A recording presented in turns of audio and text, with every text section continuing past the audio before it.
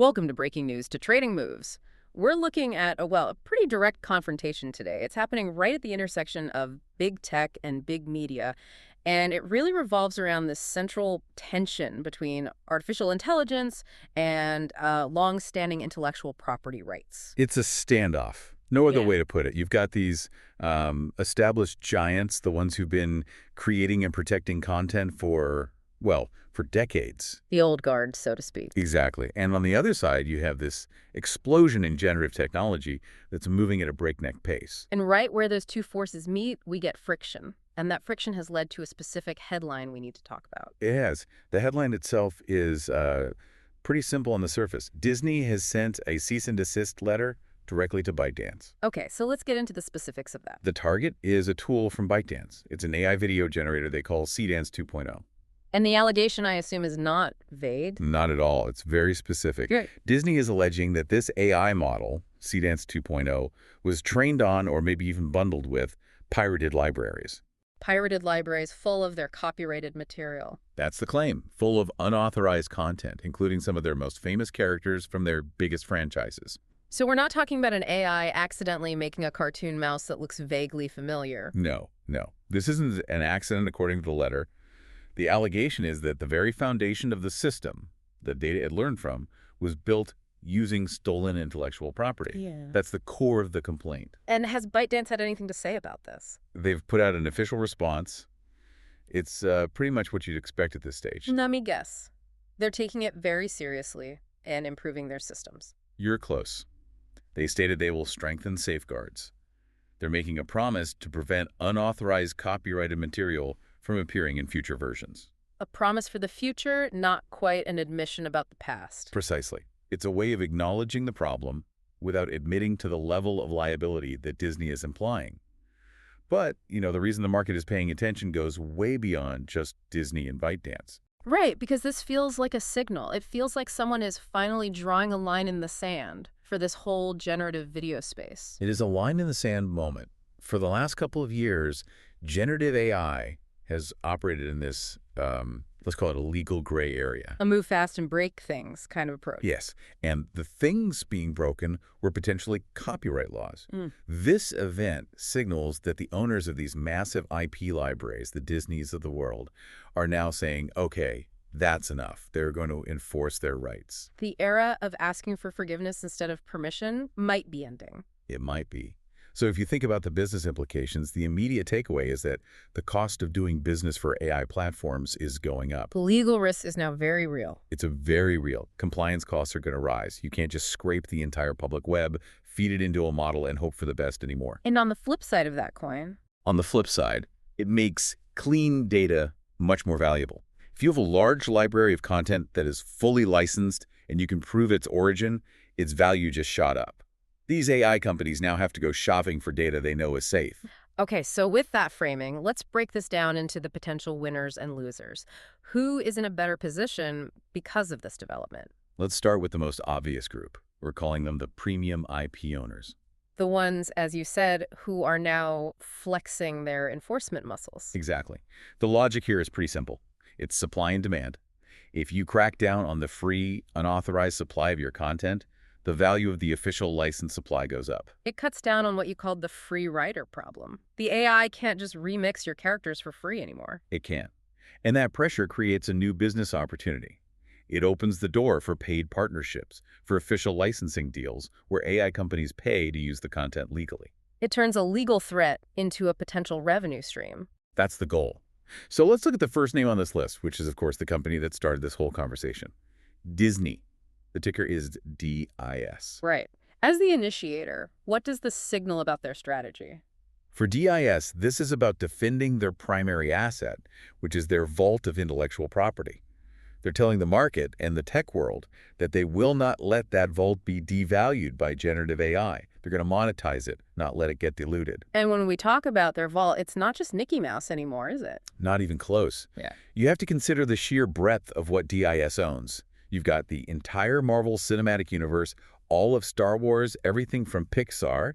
Each of those has a distinct visual language, unique characters. Things that an AI would be very good at learning and replicating. Incredibly good.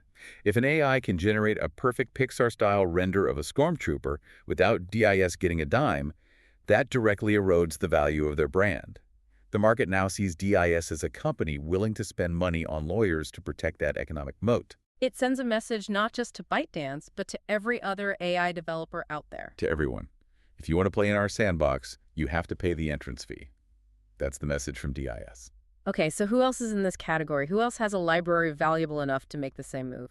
Well, the next logical name is Warner Bros. Discovery. Ticker is WBD. Their library is just as iconic in its own way. Absolutely. Think about what WBD controls. You've got the entire DC Universe, Batman, Superman. You've got the Wizarding World of Harry Potter. You've got Looney Tunes. The list goes on and on. So if Disney's legal challenge creates a new standard, Then WBD is a direct beneficiary. Their assets are just as vulnerable to being copied by AI, and therefore just as valuable in a world where you have to license that kind of data. and has WBD been active in this area? They've been very focused on finding new ways to monetize their content library. I mean, you've seen them licensing major shows to competitors like Netflix. This could be the next frontier for them. Instead of just licensing a finished show, they could start licensing the underlying IP for AI training models. As long as they control the terms of that license. That's the key. They get to set the price and the rules. For a company like WBD, which has been under some financial pressure, opening up a brand new high-margin licensing business would be a very welcome development. Right. Who's next on the list of IP holders? Let's talk about Paramount Global. The ticker is PARA. Another legacy media company with a deep catalog. A very deep catalog. With PARA, you're looking at franchises like Star Trek, Mission Impossible, SpongeBob SquarePants. They're in the exact same boat as the others. Facing the same threat, but also the same potential opportunity. Exactly. The downside is an AI can create a new Star Trek episode for free. The upside is an AI company has to pay PARA a hefty fee for the right to legally learn from the 60 years of Star Trek that already exists. And beyond the big franchises, Paramount has other assets, right, through CBS. A massive asset. Yeah. The CBS television archive is enormous. We're talking decades of sitcoms, procedural dramas, news programs. Think about what that represents as a data set. It's a masterclass in how to make television. It is. If you're an AI model trying to learn how to write a crime procedural, or how to light a multi-camera sitcom, or how to pace a dramatic scene, the CBS library is pristine, high-quality training data. PARA could become a key supplier of that kind of professional-grade data for video generation AIs. So it's not just about the characters, it's about the craft. The craft, the structure, the style, all of it is valuable IP. Okay, there's one more name in this group. Sony Group. Ticker. SONY. SONY is a really important one here because their IP portfolio is so diverse, it's not just film and television. You're talking about music. I'm talking about a massive global music catalog. The AI copyright debate has been just as fierce, if not more so, in the music industry with things like AI voice cloning. Right, the fake Drake songs and so on. Exactly. Sony benefits from any precedent that strengthens IP rights, whether it's visual or audio. This move by Disney on the video side helps reinforce the legal wall that SONY is trying to build around its music catalog. It suggests a sort of united front among the big media conglomerates. It does. For SONY specifically, you have the Spider-Man film rights, which are huge, but you also have Sony Music Publishing. A legal win for Disney is an indirect win for every division of Sony. It establishes that you cannot just take copyrighted material in any form and use it to train a commercial model without a license. So this first group, the IP owners, they win by being able to better protect and monetize what they already have. That's the core of it. Scarcity and control are returning to the equation. All right, let's move to our second category of winners. This one is a bit more tech-focused. We're looking at licensed and enterprise AI and what we're calling cloud governance plays. Right. This is about where the money goes next. If you're the chief technology officer at a Fortune 500 company, you just saw that Disney is sending lawyers after AI tools. Your legal department is probably calling you. Your legal department is panicking. They're demanding to know if the generative AI tools your employees are using are legally safe. The knee-jerk reaction is to move away from the free, open, mysterious tools and toward vendors that offer safety and compliance. So the spending shifts towards the safer enterprise-grade options. It shifts immediately. And what does safe mean in this context? It means vendors who can offer things like data provenance. They can prove where the training data came from. It means guardrails to stop the AI from generating infringing content. And it means enterprise-level controls for auditability and policy enforcement. It's the grown-up version of AI. It's the corporate liability-focused version of AI. And the first company that comes to mind here is Microsoft. The ticker is MSFT. How does Microsoft fit into this? Well, MSFT has been very deliberately positioning itself as the leader in enterprise AI through its partnership with OpenAI and its own Azure AI services. They're building their whole strategy around selling to large businesses that prioritize security and compliance over, say, the absolute cheapest or most unrestricted model. And they've made specific promises about this, haven't they? They have. It's a key part of their sales pitch. MSFT has something called the Copilot Copyright Commitment. They essentially tell their commercial customers, if you get sued for copyright infringement for using our tools, we'll cover the legal costs. That's a huge selling point for a nervous corporate lawyer. It's a game changer. It's a feature that MSFT can offer because of its massive balance sheet. A small startup can't make that promise. This Disney news makes that copyright shield from MSFT look incredibly valuable. It's like buying insurance with your AI service. That's a perfect analogy. And right now, the market for AI insurance just got a lot bigger. Okay, who else benefits from this flight to safety? Let's talk about Oracle. Ticker is ORCL. Oracle's an older tech name. How are they relevant here? They're relevant because of their core business, database management and cloud governance. If you want compliant AI, you first need compliant, well-organized data. That's what ORCL has been selling for decades. So their role is further down the tech stack. It's at the foundation. As AI transitions from being a fun experiment to a mission-critical business process, the database layer where the data lives becomes the compliance layer. ORCL is designed for companies in highly regulated industries that need to lock down their data and prove that their AI training sets are clean. And they've been talking about this in their marketing, right? Very much so. ORCL has been pushing their sovereign cloud and dedicated AI infrastructure, which is all about keeping customer data private, secure, and under the customer's control. This news from Disney just reinforces the need for that kind of strict data governance. It plays right into their existing strengths. Makes sense. And there's one more name in this enterprise category, IBM. The ticker is IBM. Right, IBM. Similar to Oracle, they have a long history of focusing on enterprise safety and compliance. It's in their DNA. They're not known for being the flashiest, but they are known for being reliable. Exactly. And in a world where flashy might get you sued, reliable starts to look very attractive. IBM has been very public about their own AI models, which they call their Granite series. And what's their selling point with those? Transparency. IBM markets itself to industries that cannot afford mistakes or legal trouble: finance, healthcare, government. They explicitly state that their models are trained only on data sets that they have vetted and legally cleared for use. So no mystery meat data. No mystery meat data. For a bank or a pharmaceutical company, knowing exactly what data went into the AI model isn't a nice to have, it's a fundamental requirement. Right. IBM is selling that certainty, and the price of certainty just went up. Okay, that covers the enterprise angle. Let's move to the third group of winners. This one is about digital rights, authenticity, and licensed content libraries. This is a direct consequence of the crackdown we were talking about. If you can't use unauthorized data, you have to find an authorized source. So the demand for licensed training data and other creative assets is going to increase. It has to. And alongside that, you'll see a growing need for tools that can prove the origin of a piece of content. Things like digital watermarks or credentials? Exactly. The whole goal for a creator or a brand is to reduce what we can call takedown risk.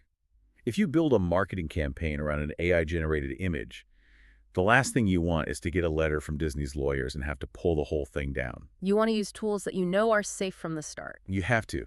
And the first company on this list is a big one in the creative space, Adobe. Ticker is ADBE. Adobe's been very vocal about their approach to AI. Very vocal and very strategic. Their generative AI model, which is called Firefly, was built from the ground up using content from their own Adobe stock library. A library of content that they already have the rights to. Correct. So their core claim, their value proposition, is that Firefly is commercially safe. ADBE is telling every creative professional and every corporate marketing department that if you use our AI tools, you are using legally clean ingredients. And this Disney news just makes that message resonate even more. It makes it their #1 selling point. ADBE effectively sidestepped the whole black box data problem by building their own clean room. For their target customers, corporate creative teams, ADBE is now positioned as the lowest risk option on the market. Okay, who else is in this bucket of providing clean, licensed content? The classic stock photo companies. Let's start with Getty Images. The ticker is GETY. Getty has been pretty aggressive about protecting their library, haven't they? They've been very aggressive. They've actually pursued legal action against AI companies that scrape their data without permission. But at the same time, they're not anti-AI. They've launched their own generative AI tool trained exclusively on their own high-quality, fully licensed library. So they're playing both defense and offense. It's a dual strategy. GETY is positioning itself as both a protector of artists' rights and a key gatekeeper for premium visual data. If you're an AI company and you want to train a model on beautiful, professionally shot images without getting sued, you can now go to Getty and strike a licensing deal. They're selling the solution to the problem they're helping to enforce. A smart position to be in. A very smart position. And I imagine the same logic applies to their main competitor, Shutterstock. The ticker is SHUT. It's a similar story, but with a slightly different approach. Yeah. SHUT has been more proactive about partnering with the big tech companies from the start. So instead of suing them, they're selling to them. Right. SHUT have already signed major deals with companies like OpenAI, Google, and Meta to license their massive library of stock content for AI model training. They saw which way the wind was blowing early on. And they've also tried to bring their contributors along with them. They did. Shutterstock was one of the first to set up a contributor fund, which is a system to pay the photographers and artists on their platform when their work is used in AI training datasets. That seems like a good way to stay on the right side of this issue. It's a very savvy move. It puts SHUT in a great position as regulations and legal pressures get tighter. They are essentially selling the legally certified, ethically sourced raw materials for the AI boom. Okay, so we've covered 3 categories of companies that stand to benefit. Now we have to look at the other side. Who faces headwinds from this? Let's start with the losers bracket, and the first group is consumer-facing Gen AI platforms. Right. These are the platforms with the highest potential IP liability. They're the ones directly in the crosshairs of regulators and rights holders. So the pressure is on them now. The pressure is immense. This development likely means they're going to face calls for more expensive licensing deals. Which hits their margins. Right. And they'll also need to implement much stricter output filters to prevent users from generating copyrighted material. And in a worst-case scenario, they might even have to pull their models and retrain them from scratch if the original dataset is found to be contaminated. And any of that would slow down their growth and product development. It could slow it down considerably. The first name on this list is a giant, Alphabet. The ticker is GOOGL. Where is Google's main exposure here? It's across their entire suite of AI tools. Their image generator, their video tools like Veo, their Gemini model. GOOGL faces a huge risk simply because their products are so widely available to the public. So the scale is the problem. Scale is a big part of it. If they have to put heavy restrictions on what Gemini can generate to avoid Disney's lawyers, it might make the product less useful or less fun for consumers, which could hurt adoption. But Google has dealt with copyright issues for years with YouTube, right? They have, but this is a fundamentally different problem. With YouTube, they have a system, Content ID, to find and take down a specific infringing video after it's been uploaded. Right. With generative AI, the infringement might be in the model itself. The model's very ability to create a character could be the legal issue. You can't just take down one output. You might have to perform surgery on the model's brain, so to speak. That's a much harder and more expensive problem for a GOOGL to solve. I see. Who else is in this high exposure group? Meta Platforms. The ticker is META. Meta is also rolling out AI across all their consumer apps. All of them. They're integrating AI image generation directly into Instagram, Facebook, and WhatsApp. META faces the exact same exposure. What happens when millions of users start using these tools to create and share images of Disney characters?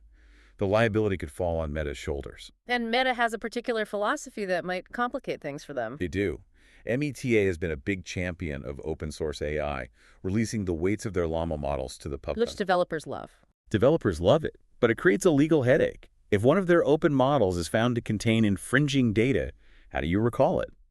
It's already been downloaded and modified by thousands of people around the world.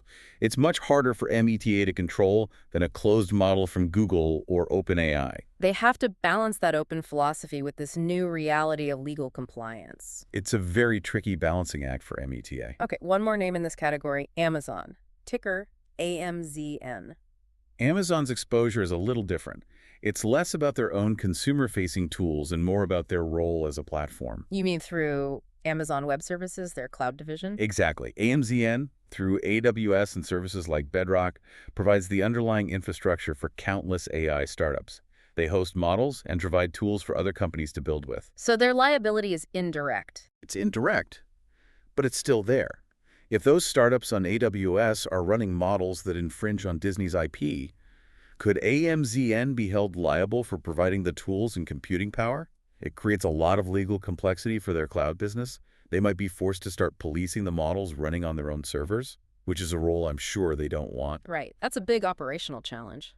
Let's move to the next group of losers, social and user-generated content platforms. This is where the rubber meets the road. We're talking about the platforms that have to actually host all the viral AI-generated content. So for them, this is an operational headache. It's a massive one. If IP holders like Disney start enforcing their rights more aggressively, it means a flood of takedown requests coming into these platforms. And then they're legally obligated to respond to those. They are, which means they have to implement stricter policies, hire more content moderators, and invest in better detection technology. All of that means their trust and safety costs go way up. And there's a risk to their user engagement, too. A huge risk. If viral content is constantly being removed, or if creative tools are being restricted, it can make the platform less fun. And lower engagement is the last thing these companies want. So who is first on this list? We're seeing a familiar name, Meta Platforms again, ticker META. Yes, META gets to be in two loser categories. They face liability for the tools they create, and they face the operational cost of policing the content created with those tools on Facebook and Instagram. So they get hit twice. They get hit from both sides. If a viral trend starts that involves, say, AI-generated Star Wars characters, META has to spend a fortune in manpower computing resources to find it and clean it all up. Makes sense. Who's next? Let's talk about Snap. The ticker is SNAP. Snap is all about visual content and user engagement. It is. Their entire platform is built on fun, ephemeral, visual communication. A lot of that involves their lenses and filters, which users love to create and remix. SNAP is particularly vulnerable if the tools people use to create these experiences become heavily restricted due to IP concerns. It could stifle the creativity that their platform relies on. It really could. SNAP has to walk this fine line. They need to keep their platform playful and engaging, but they can't become a safe haven for copyright infringement. If they have to start aggressively filtering user-created lenses or adding friction to the creation process, it could have a direct negative impact on the user experience. Okay, and the last one in this group is Pinterest. The ticker is PINS. Right, Pinterest. It's an image-heavy discovery platform. PINS is very susceptible to being flooded with AI-generated content that infringes on copyrights or trademarks. How does that hurt them specifically?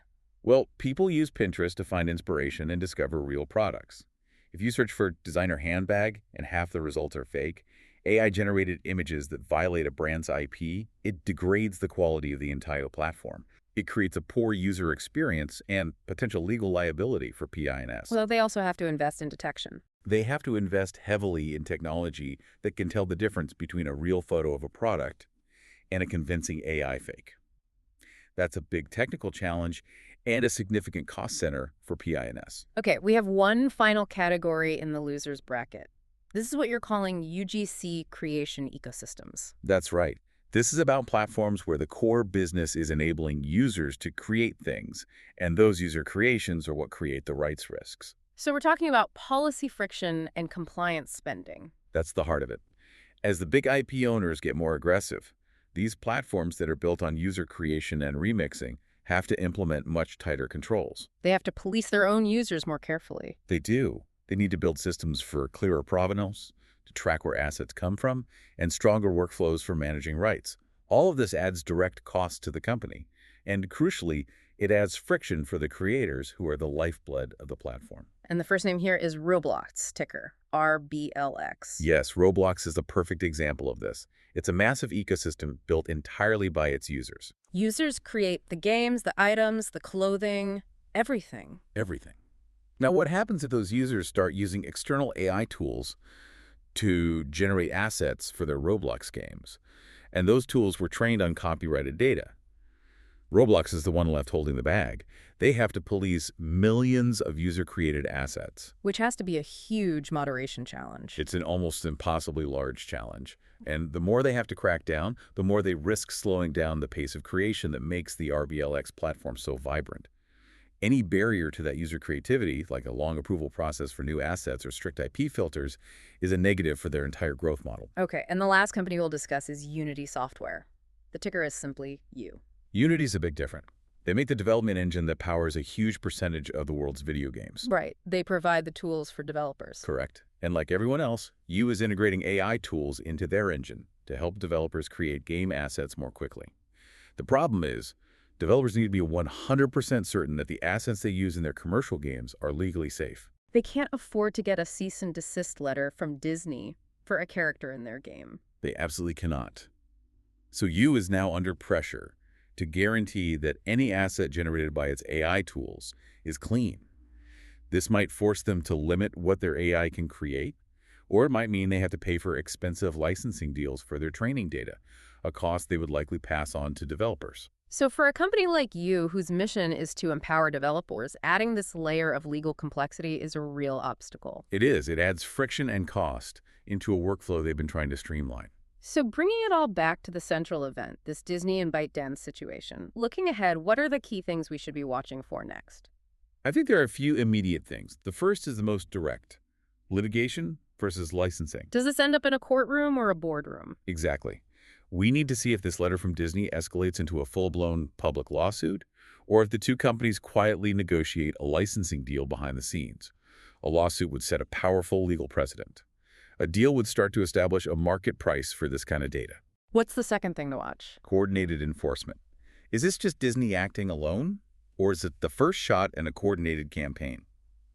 We should watch to see if other major studios, maybe through their trade groups, start sending similar letters. If they act together, it puts much more pressure on the tech companies. Immense pressure. It would force the AI industry to negotiate on an industry-wide level, rather than just trying to cut one-off deals. And finally, what about the response from the AI platforms themselves? That's the third key thing. The platform response. Do we start to see them proactively rolling out tighter guardrails?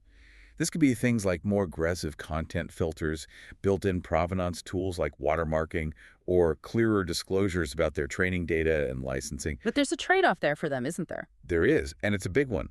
The trade-off is simple. These guardrails will almost certainly reduce their legal risk, but they might also slow down user growth.